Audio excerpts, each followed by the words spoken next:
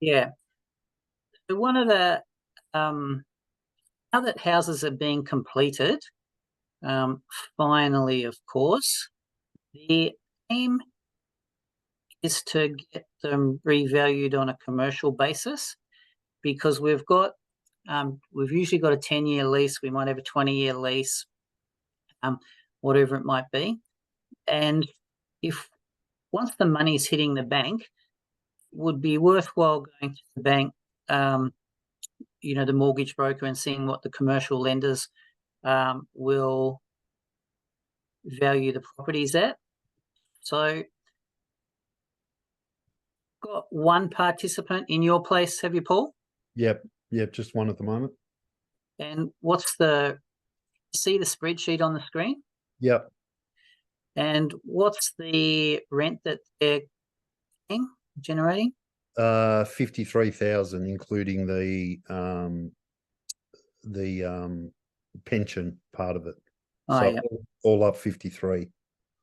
Got it. All righty.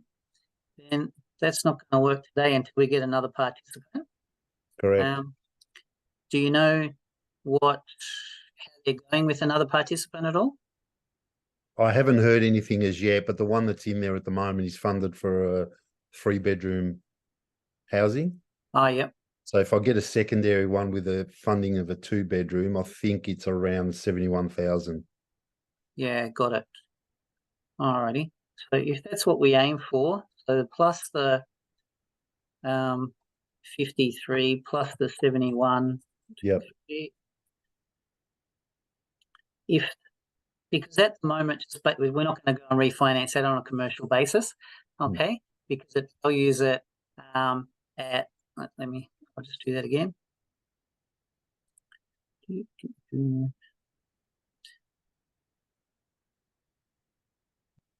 If the rent's just 53,000, if the rent's just 53,000 at the moment, then the metropolitan areas at a 7% cap rate, the place is valued at $757,000. So that was about what it was cost to buy, I think. Mine was a bit less. I think it was 688. Okie doke. Including stamps and everything else, 688. So maybe 700. Yeah, so we'll put 700. Oops, not 7 million. I wouldn't get a loan for that. Oh, well, you wanted extra zeros. Yeah. You've put them in the wrong place. All right. Yeah, so at 7% cap rate, which is what a typical commercial lender will loan it, we've made a little bit of money. So we could, depending on the LVR, get our deposit back and go and buy another one. But if we actually got to 124,000 with the next participant, based on a commercial valuation, the property is worth $1.5 million. So virtually any bank will give us a 60%, even the big four, which typically don't loan for NDIS construction these days. So that would enable you to, redraw hundreds of thousands of dollars out of it, end up with excess funds, of that couple of $100,000, and then, have a longer trip overseas, or obviously I'd tell you to come buy another property, So that's the stage of the evolution with the NDIS that we're at the moment. And since we started this, rents have gone up enormously as well. Obviously, the building costs have gone up a fair bit too. So that's one of the things that I wanted to cover tonight. Rob, who's joined us, Rob.D, do you know much about NDIS at all? Sorry, Joe. What was that? Sorry. Not Rob Davies, is it? Yes, it is. Oh, okay. Oh, very Sorry, good. Joe. That's all right. Sitting there in Western Australia, are you? No, I've just come back yesterday from Okay. from WA. So back in Melbourne now. See, everybody's been escaping Melbourne. Yeah, I know. Well, the day we left, actually, it's funny because Perth, when we arrived 2 weeks ago, Perth had a sort of twice a year storm, and Melbourne was baking in 25 degrees. So, yeah, it's always the way. Exactly. Yeah. Well, welcome back to sunny Melbourne. Thanks, Joe. We've survived winter. Yeah, I had a chat with Peter today as well, so which was good. And he's given you an update on what stage your property's at? Yeah, he gave me a little update. I'll probably give him another call in a couple of weeks. He's not very well at the moment. Yeah, that's right. His girlfriend's a doctor, so just remind him of that all the time. He's the sickest person I know. All right. Her theories aren't working. All right. So, guys, because you both know about NDIS, because you both own NDIS, Jasmine works with us, and she's the one that updates the database and sends out the weekly emails. And usually she's the one that's just making sure whatever I'm clicking on, shows up on the screen. Mm-hmm. So, Mary, your second property has started construction, hasn't it? Yeah, they've poured the slab. Yeah, that's wonderful. So you got a free slab, I hear. Free. Yeah. Yeah. Not when the builder comes knocking on your door for money. Yeah. Oh, well, that's a bit of a cock up, but at least they got plenty of money, and they're not too fussed about the money side of things. So they're not going to go broke, which is good. And I'll just explain. Rob's bought a place in Broken Hill, same as me. That's getting built. Things in Broken Hill are a bit slower than what we expected. Again, I think Paul's house took 3 years to get built as well. So thanks to COVID, and arguing with one of the builders that's just given me grey hair, turned me bloody mental, arguing with him, that's for sure. So I think he built about 7 of our houses. So it was actually good that you got yours through, because about 7 people didn't, because he just refused to build because the building prices went up a couple of $100,000. But obviously he made it hard for us anyway, as well. But anyway, we should be fine. Mary's builders are fantastic. They're typically very good. We've never had an argument with them, never had a dispute. There were 3 houses that all got handed over in about the same week. I went to a couple of the inspections for the houses. There's just some painting issues and missing light switches and things like that, and they all got fixed straight away. So we don't have any arguments or worry with them at all. But we're constantly dealing with them, so that seems to help as well. They certainly look after us, which is good. And there's a couple of new things in NDIS. Just in recent times, 1st of July, all the rents went up. So that's wonderful, because that means your houses have enrolled in this financial year, where the rent that we were expecting, which was about $45,000 a room, is now $80,000 a room for the high. If it's enrolled as a 222 participant house. And Rob, it's one of the debates that is having at the moment. Do we change your house to a 2 participant house? Yep. Because a lot of the NDIS providers not put 3 participants in a house, Yeah. even if it's a 3-participant house. Yeah. So if we were expecting in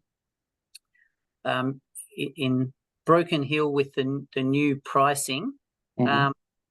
you're expecting about $240,000 for 3 participants. Mhm. There for rent for the year. Mhm. There's enough demand to have 3 participants in the house, but very often the NDIS providers don't really care too much about us investors, because they're more concerned about how the quality of life is for the participants in the house. So Yeah. very often they only put 2 people in a house.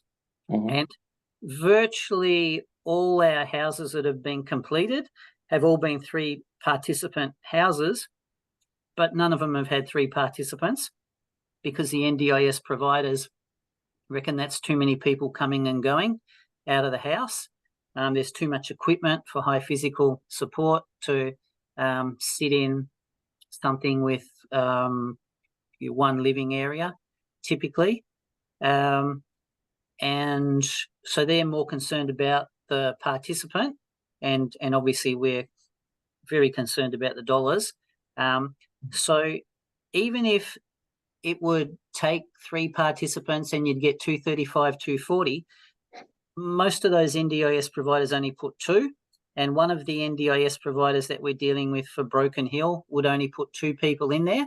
So therefore, you would get 2/3 of that income, which would be about $160,000 a year. Yep. But if we enroll the house as a 2-participant house, then we're getting $100,000 a participant, and we're getting $200,000 a year in rental income. So that's just been a change from the 1st of July. So it probably means that we would either enroll it as 2 participants and just end up with 2 living areas instead of 1, or 3 living areas instead of 2. Right. So that's one of the debates that Peter's having at the moment. Would that need a change in design, Joe? For anything that we're building now, it doesn't need it. It just depends on how it's enrolled, submitted to the NDIS. And it also means that one of the bedrooms we just call a living room, or a living area. Yeah. So we end up with 2 living areas instead of 3 bedrooms. Yep. It's a bit of a call from the NDIS provider as well, seeing how many people they've got and what sort of funding they've got to go into that house. Yeah. Joe, can I ask, if you've got a 3-bedder with 2 living areas, would you still accommodate 2 participants, or would you go for 3? You'd probably go for 2. Oh, so 2 regardless, even if you got 1 living area or 2 living areas. Yeah, probably. That's just what most of the NDIS providers will run it as. So it's basically a question for them, but we've just found that most of them only put 2 people in there.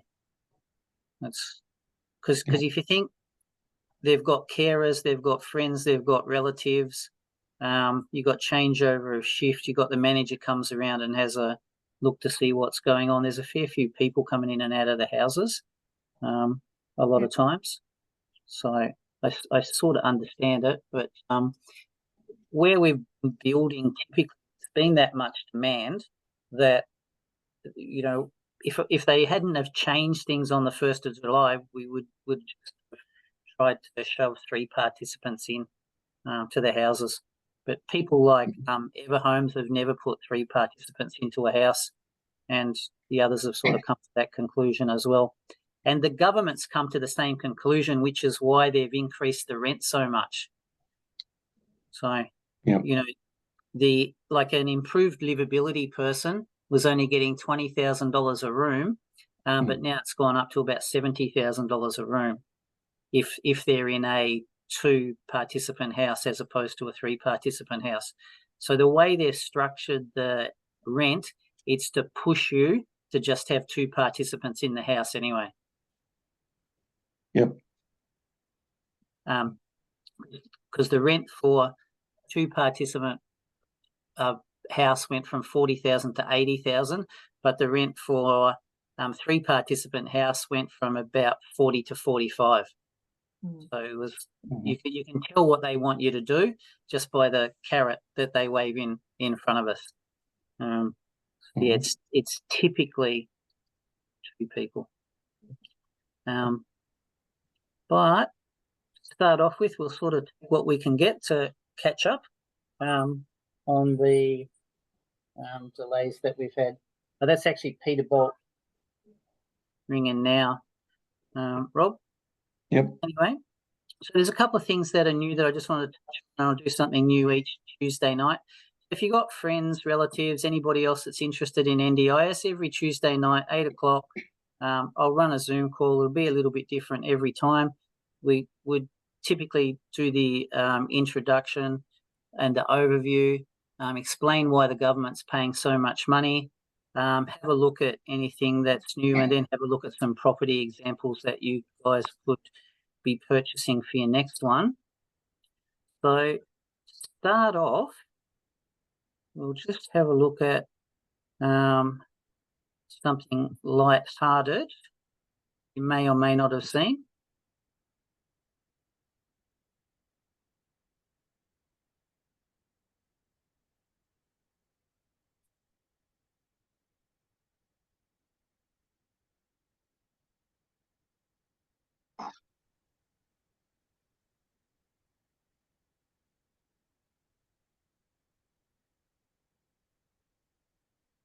Can you see a little cartoon running? Yeah.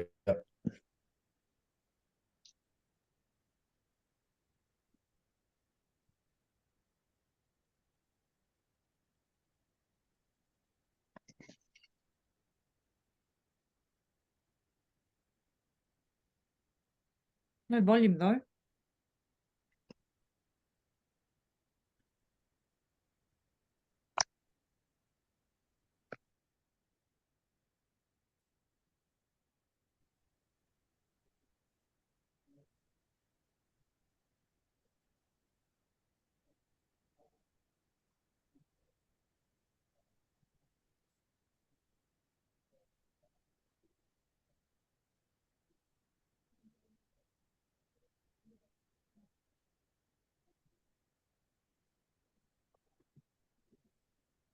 No.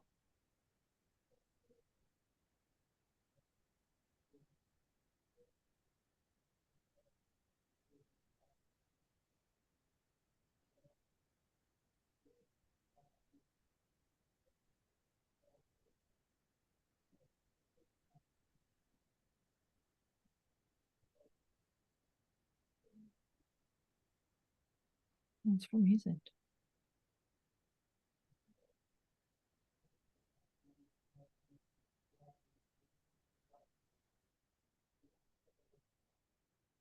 The facts and figures that they quote in there are accurate. All right. Somebody else joining NDIS every 6 minutes, and the amount of money that they're spending is astronomical. Let's have a look. All righty. Now, all right.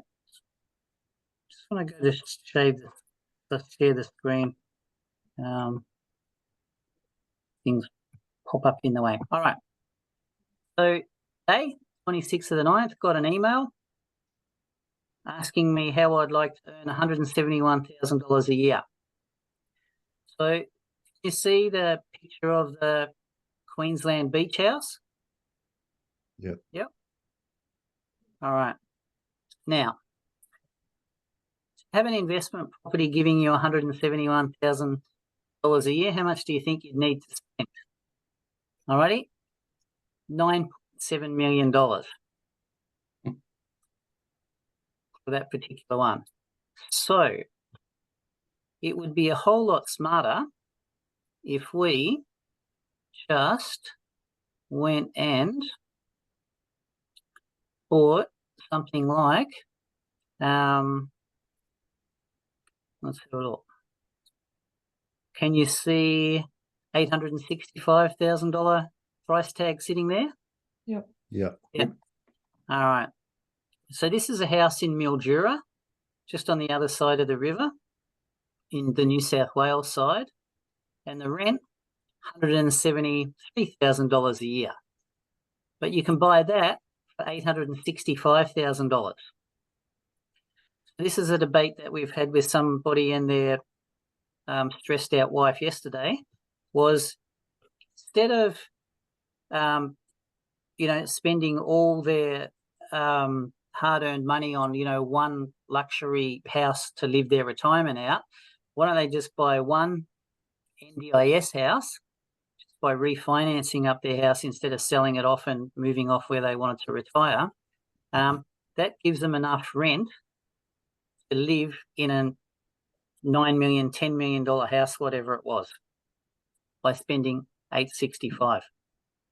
So there's reasons why we're buying these NDIS houses, and this would give you an amazing retirement lifestyle. Last time we did a Zoom call, I was looking at a $6 million house in Sydney, and you could rent that overlooking the beach for $100,000 a year. So something like the income that you're getting here, if you spent that on rent, you're going to be able to live in some of the best houses in Australia by buying a very, very average priced investment property these days. And when we look at the build prices as well, on the 1st of July, the NDIS did their 5-yearly review, which calculated everything to do with NDIS and was one reason why they increased the rent so much to, dangle the carrot to get investors to be investing. So if we look at dwellings with on-site overnight accommodation, according to the government experts, and there are some very clever people on the panel, to build a high physical support house costs nearly $1.1 million. That's just the building cost. Build a robust house, just under $1 million. In all of the properties that we've got these days, the building cost is around the 600, just a little bit less, $600,000 to $700,000 mark. That's $550. That's a bit less. So, whatever that is, the $550 again. So, some people think that NDIS is expensive, but it's a screaming bargain with, some of the bundles that we've got at the moment. So as soon as you're in a position to get another one, it would definitely be worthwhile looking at getting another one. And thank goodness that we don't get the government to build these things either. So there's economies of scale from our point of view. We're typically building a couple of them together at the same place, same time to get those economies of scale. And wherever that other brochure was that we just had a look at, in New South Wales, the building costs $650. The government says that's $1.1 million just to build. So we've done a really good job harassing the builders to build these things. So they're a bargain. So that's one reason why we don't have any issues with valuations ever as well. So that's really pleasing to see that from this side of the fence, we've done a really, really good job in organising the builders and getting deals for clients as well. Apart from that, there's not really that much new. I don't think, Mary and Paul, you've sort of seen all the money that the government makes out of these houses, which is why that they're never going to turn the NDIS off either. Even things like Four Corners last night. We had I don't know if anybody's seen it, but we had a couple of people that got a little bit scared and asked a whole lot of questions today. But the amount of money that's being spent is astronomical. But even if people are ripping off the government, you know, some of the NDIS providers, it's a tiny, minute group of people that would attempt to do something so silly. Number one, because it's illegal. Number two is all the NDIS providers get audited anyway.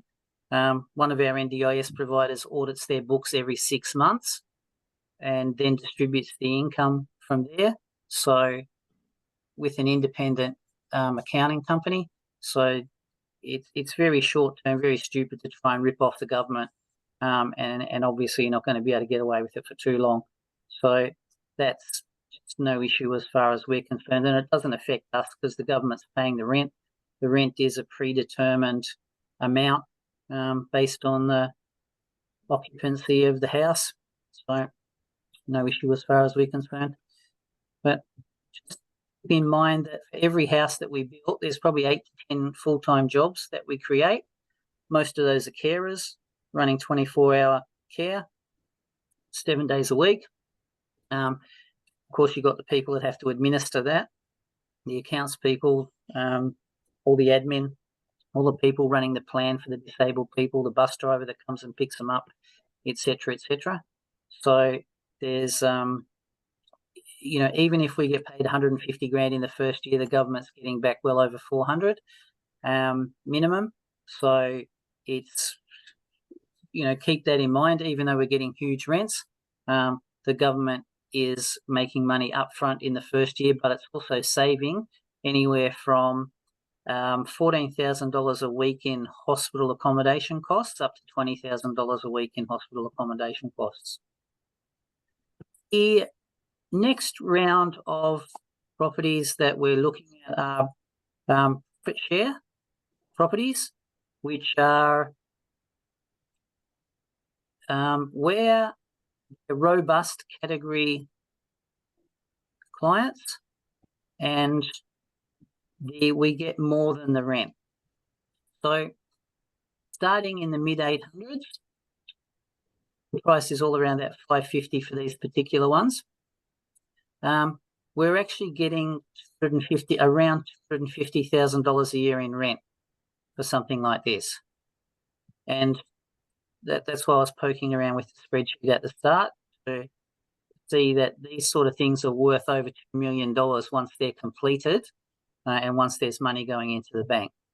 They actually come with a 30-year lease, and that's broken down into 10 years initially and 4 5-year options. And they also have a rental guarantee of $48,000 a year. The only downside with these ones is that the guest provider pays your rent or your income in February and August, and that's it. So you've got to have enough redraw, enough money in the bank to get through the first 6 months maybe of making repayments with no income coming in before you start to see any income. So that's where they start as far as pricing goes at the moment. Next one up is on the Melton side of town, not too far really away from the Melton Hospital that's being built. When we're building these things, we're trying to get as close to the hospital as possible. We had about half a dozen of them within 1 kilometre of where the Melton Hospital is going, and they all sold out in the week. And then on the southeastern side of Melbourne, there's a huge demand for anything NDIS. The land's a little bit more expensive in the southeast than it is in the west. The rent's the same, but very popular for all our Indian investors to be buying in the southeast of Melbourne, Clyde, North, if they're not buying in Tarneit as well. This is one in Tarneit. That's in Junction Village, which is about the same price as Tarneit. Junction Village, southeastern suburbs, infill area, not so much a new estate. and enormous rental demand on that side of town. So, but just remembering this particular NDIS provider gives us a lease before we buy anything, need to sign up. There's a lease that comes with this house, guaranteed $48,000 a year if there's nobody in there, but the expected income is $250,000 a year for these things, based on the robust. Alrighty, so I'll hand it over for if anybody's got any questions, because all of you have listened to a presentation at least once, or are already involved, and that's my update for this week. So, questions for this? Yeah, Joe, I was just going to ask, say with the Broken Hill property, for instance, that's obviously we haven't started construction yet, but once we do, once it is up and going, yep, how long is it before we can then refinance that property to buy something like this? It's on the lender. So some lenders actually want to see your tax return. Mm-hmm. So the tax return would be 1 year, typically, before you could refinance it. Others will just look at the lease, from what I understand, and the fact that it's completed, because basically none of them will do construction finance. So we need the house completed, and then the lease, and then they can value it their way, and they know what NDIS is paying. So I believe that's one answer. It was on the call a minute ago, but he seems to have dropped off. So yeah, all right. I mean, once you have the commitment, once you have the lease in place, would that potentially be enough? It is for the construction finance that we're getting while these things are being built, but it's not refinance, because there's really only one place that's giving out the loans for NDIS construction. Once it's, we can go to any of the banks, including the Big Four, and go to their commercial department, commercial lending, and refinance it as commercial property. So it just needs to be completed. Yep. Yeah. Joe, who are the builders for this particular property? Yeah, so this one is Dixon's. Who? Dixon Homes. Yep. So Dixon Homes are basically Queensland based. They have set up a division for NDIS called IPC, Investment Property Consultants. So it's IPC that actually built it, and it's run by a fellow that lives in Melbourne, who used to be partners of Oriana. They're another big builder run by an Italian family, Sass family. So been dealing with them for about 5 years. They've set up IPC in conjunction with Cocoon. So the NDIS provider for the robust is a company called Cocoon. So they're the biggest provider for the robust category of people, and if not all categories of people. So they've got 2 approved builders to build these houses for them, which are effectively the same design over and over. There's about 3 floor plans, and that's it. And the builders, the 2 that they use, are under all sorts of obligations to have to be able to finish the property in 12 months. And so there's a limit as to how many properties they can build each year. They're only allowed to build 100 houses in each state, because the houses need to complete within 12 months.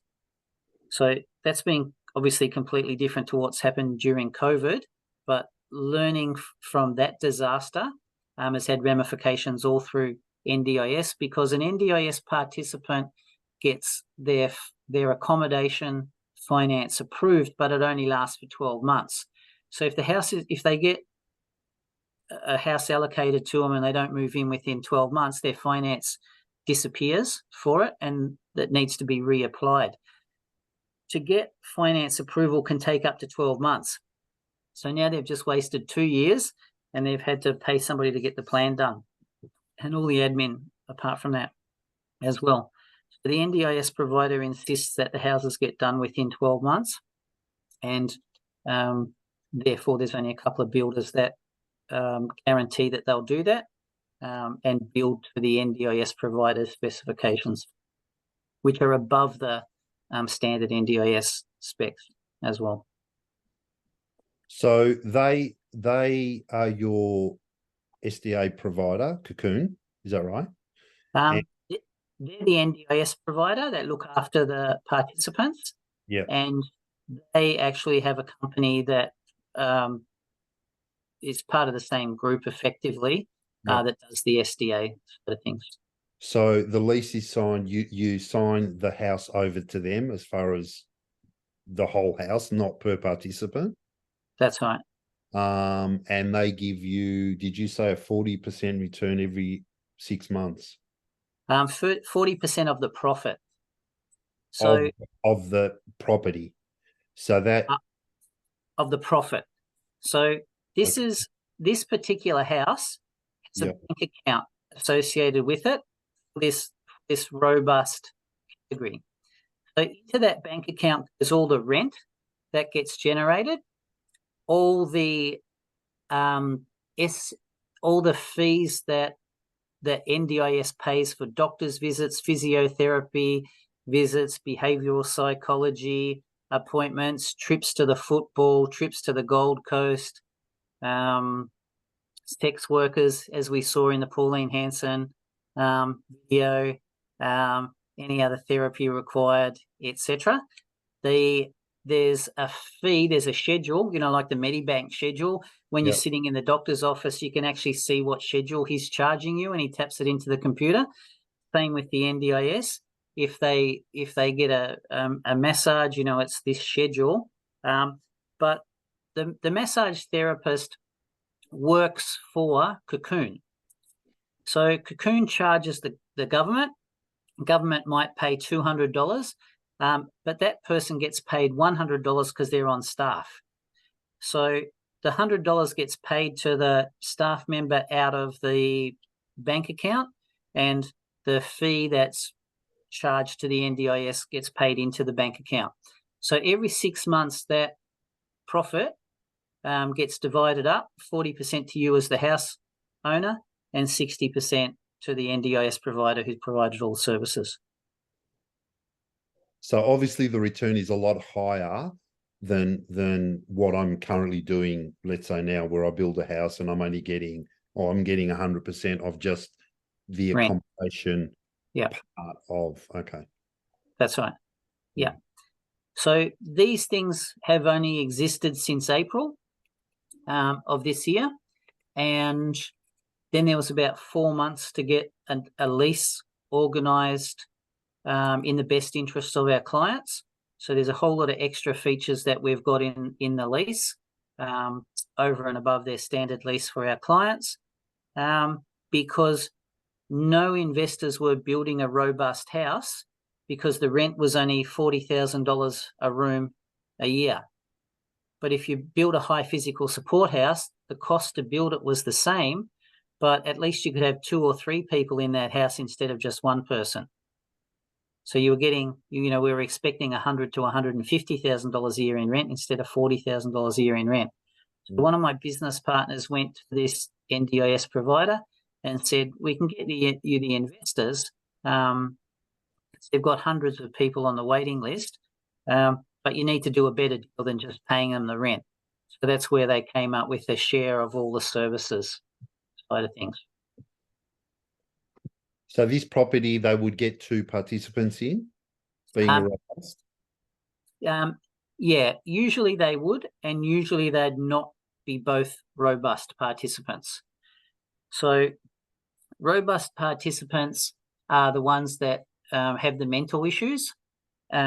these days it's actually more depression than, you know, violent behavior or alcoholism or, you know, being a drug addict, thanks to COVID.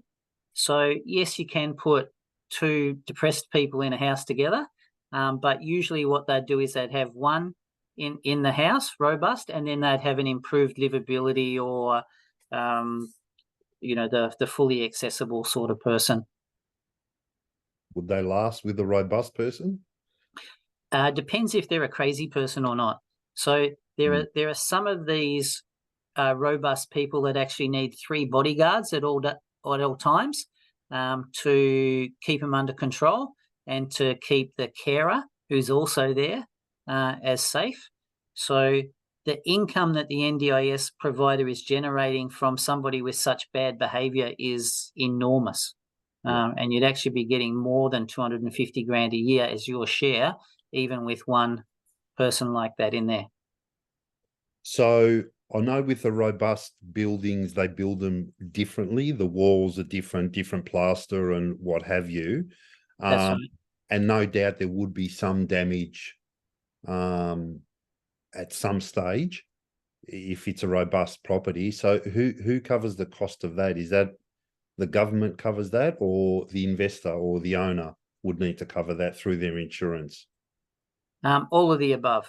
So the houses are designed to be impossible to damage, and there's a lot of thought that goes into it.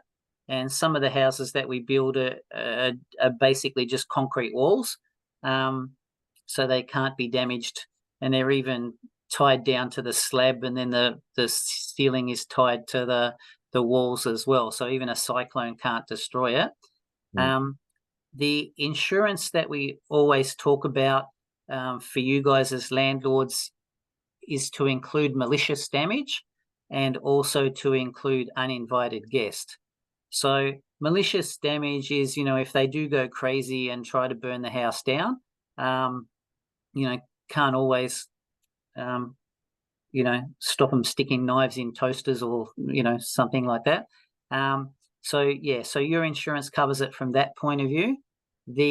But if they do damage it, the government / NDIS is the one that's meant to pay for it, because that money comes out of their plan. Whoever broke it, they're meant to pay for it.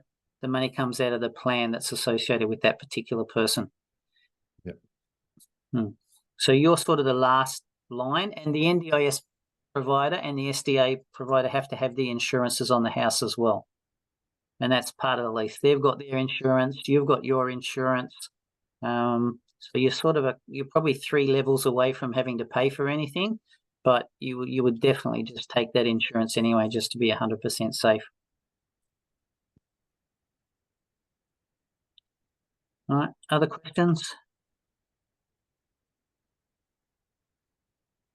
Alrighty, probably enough for one evening. Everybody's got our email addresses. They've got Justin's email address, they've got mine.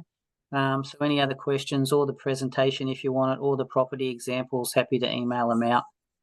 Copies of the lease that go through this sort of thing as well.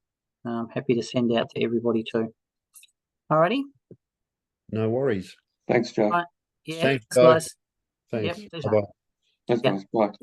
Ada Thank you.